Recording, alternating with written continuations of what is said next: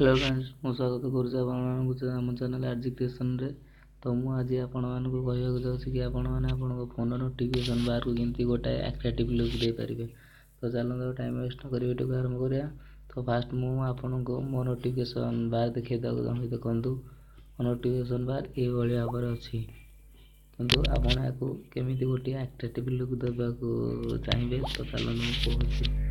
ତ ଆପଣ ଫାର୍ଷ୍ଟ ଆପଣଙ୍କ ଫୋନ୍ର ପ୍ଲେ ଷ୍ଟୋର୍ ଓପନ୍ କରିବେ।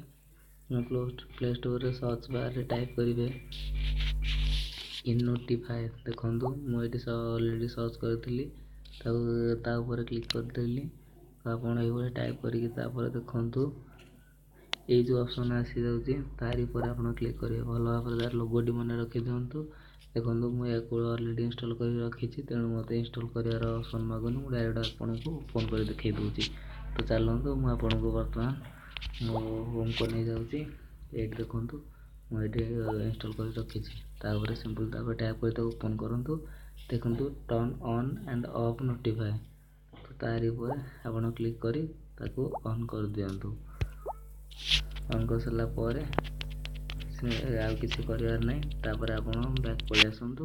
ଆଉ ଦେଖନ୍ତୁ ମୋର ନୋଟିଫିକେସନ୍ ବାର୍ କେଉଁ ଭଳି ଭାବରେ ଚେଞ୍ଜ ହେଇଯାଉଛି।